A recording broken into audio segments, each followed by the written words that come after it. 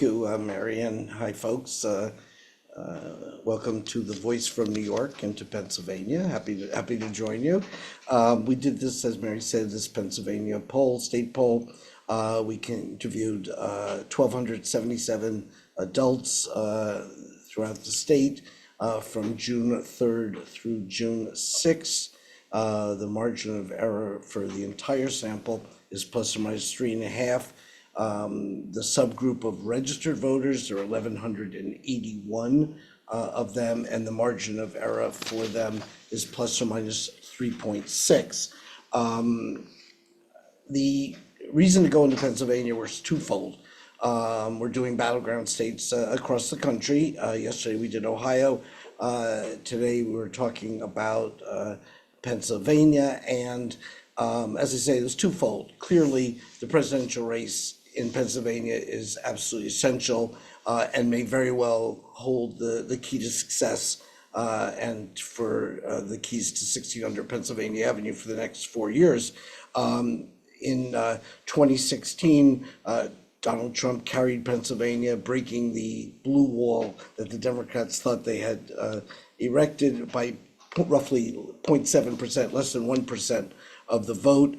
Joe Biden, in what became a very controversial contested election, carried Pennsylvania by 1.2%. So what we're talking about is roughly a 1% difference of the last two times in Pennsylvania, which makes the battle for the 19 electoral votes very important for and intense for both sides. Right now, we're showing Donald Trump with a 2 percentage point advantage within the margin of error, but still a +2 over Joe Biden. Biden's approval rating is 42 in the state, a little bit better than he's been doing nationally, but clearly not what he needs to be getting to the degree that it becomes a choice, a referendum on his incumbency and not a choice between the two. A little bit more to say about that later on. The other reason to get into Pennsylvania is very, very important. It has to do with the majority control of the Senate after for the next term coming January. Pennsylvania is as considered a swing state, not only in terms of the presidential election, but also in terms, as I say, of the Senate.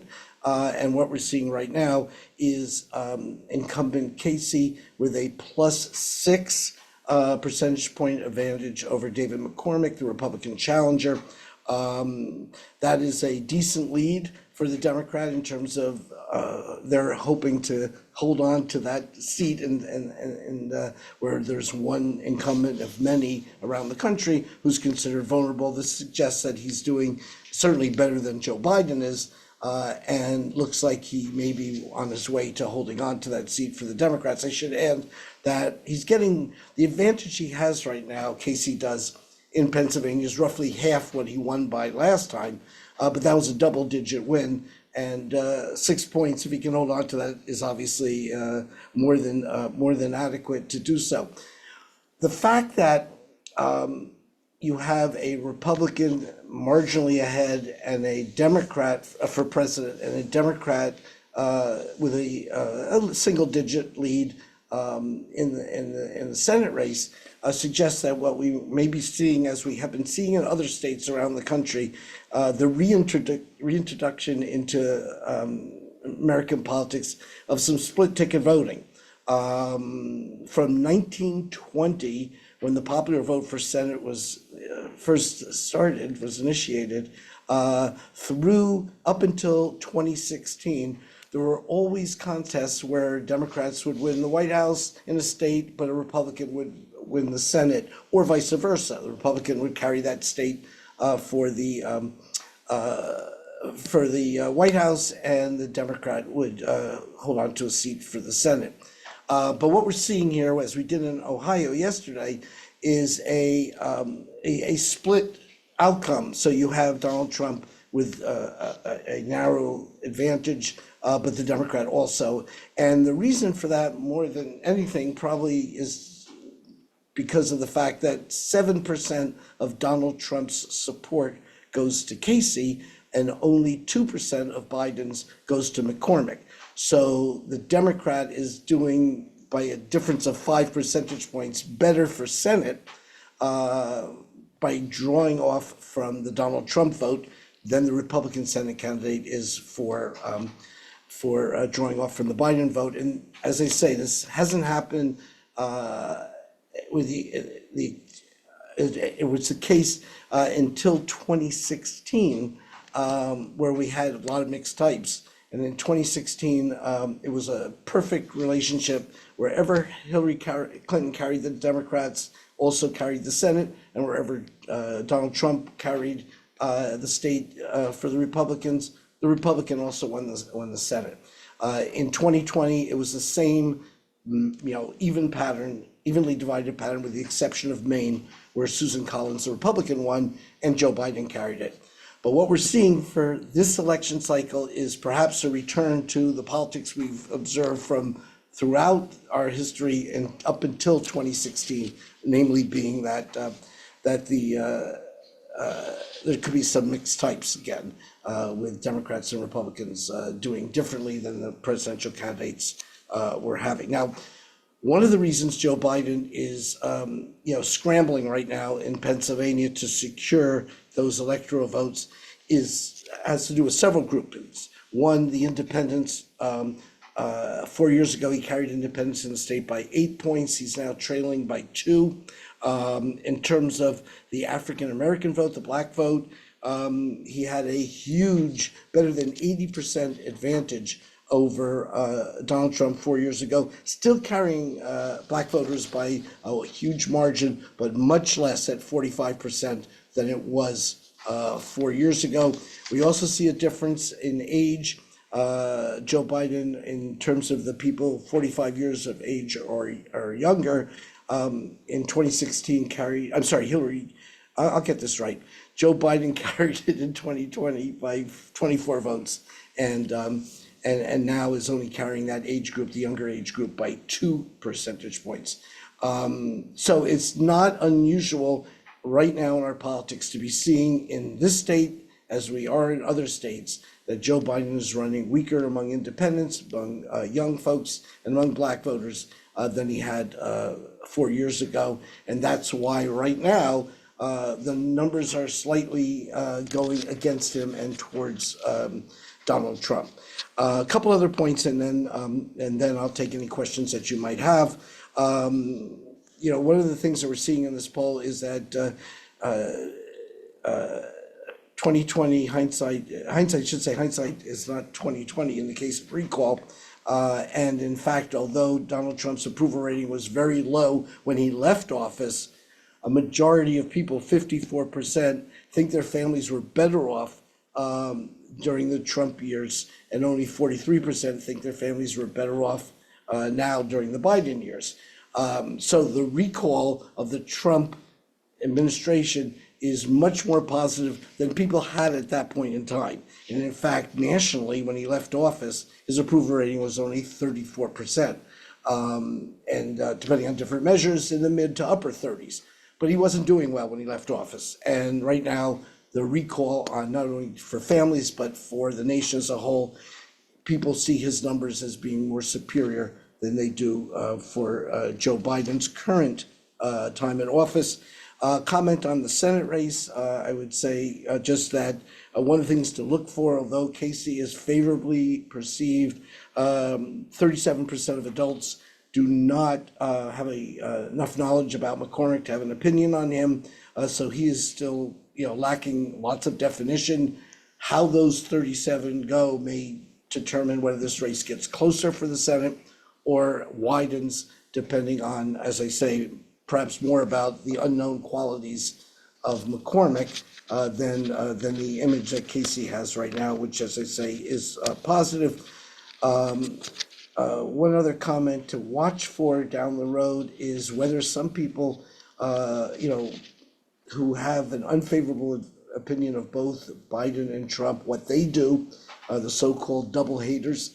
Right now, we're seeing those numbers going more to Trump than we are to Biden. 13% of the electorate falls into that category. And the other thing we're looking at is whether some people are going to skip the ballot, go in, vote maybe for Senate but not president, maybe Congress, maybe Senate, maybe not president. What we're seeing is right now 6% of the Pennsylvania electorate's telling us they may skip the line when it comes to voting for president, and 7% of Trump backers, but only 3% of Biden backers say that they may skip the line. Now, those aren't huge numbers, and the difference is not huge, but if we're talking about a 1 percentage point winning or losing for the state, that may be a very important factor. And certainly election night, we're going to be looking at the total vote cast and whether people are skipping the ballot or not. And I think I can leave it there with the finishing comment that Donald Trump does a lot better in terms of how he's handling the economy, immigration. Voters are more prone to support Biden on abortion, and right now in terms of preserving the democracy, they're even at 49 apiece. And again, in terms of handling the U.S. and world politics, it's 50 for Trump and 48 for Biden. So again, in all intents and purposes, a toss-up on that question. So Trump right now has the benefit of hindsight, and he has the benefit of the issues, and that is narrowly putting him marginally ahead. And as I say, the Democrat is doing okay at this point for the Senate race. And this is a race, obviously, we're going to follow very closely, and maybe more closely than any others, because it will, not, if it doesn't determine the Senate majority, it may very well determine the occupant of the White House for the next 4 years. So with that, I would happy to hold. Mary will tell you after any questions that how you can, get in touch with us for if any additional information you would like down the road on this poll or anything else we might be doing in terms of the presidency and the Senate contests for this election. So Lee, if I could just jump in, I just want to correct one number. You were talking about the double haters. They in Pennsylvania, they are 11% of the electorate. So I just wanted to make sure that number was stated correctly. I probably said 13. Yes. And I was anticipating more double haters than probably exists at the moment in our data. But yes, but thank you for that correction. I make sure I make one mistake so Stephanie has gets paid for today. Anyway. Thank you, Lee, and thank you, Steph. If you do have any questions, please do add them to the chat box. I will direct them to Lee or Stephanie. Lee, while we're waiting for questions to come in, I was wondering if perhaps you might speak to the idea of an electorate in Pennsylvania that is baked in. Are we seeing an electorate where we're seeing that voters have made up their mind already, or is there some wiggle room in terms of those who may perhaps change their mind between now and election day? As I recall, and Steph, you can fill in the specifics on this. When it comes to a rematch of Biden and Trump, not surprisingly, a lot of voters are pretty locked in. Some are saying that they would, I think it's about 1 in 5 are saying that they're still in the considering range. I don't think that plays to any specific advantage of either of the candidates. And it may just have to do with a lot of people saying, I'm going to wait, see about the convention, see about any debates, one coming up very soon. And I'll make up my mind down the road. That doesn't mean they don't have a very definite opinion of Trump and Biden. And as I think more significantly in this is those double haters that Steph just alluded to, the 11%. You don't like either of them. Now, right now, the minor party candidates are not getting a whole big number there. And I think that they may have an impact. We don't see Kennedy drawing disproportionately from either of them. I think it's fair to say that whatever votes Stein and Cornel West get are probably more likely to come off the Biden column. I think the Libertarian candidate, who's not scoring much right now, any of those votes are more likely to come off of Trump. With the proviso that minor party candidates tend to get even less as election day approaches than they get now, but the numbers could, even in a very close contest, be determining because of the disproportionate share the candidates are gonna get or are losing from those minor party counties. Right now, it's not a huge factor. This is not a Ross Perot election where we saw, him ahead at one point and certainly ending up getting roughly 1 in 5 votes on election day. This is not what's going on right now with these two people. But neither's liked, and the President Biden's approval rating at 42, a little bit better than he's doing nationwide, but nothing to write home about. And so he has to actually run ahead of his approval rating with some of the people who say they support him but not overwhelm. I'm sorry, they disapprove his performance, but not strongly disapprove, and he has to get a piece of them in order to get up from the 42 to closer to 50. Thank you, Lee.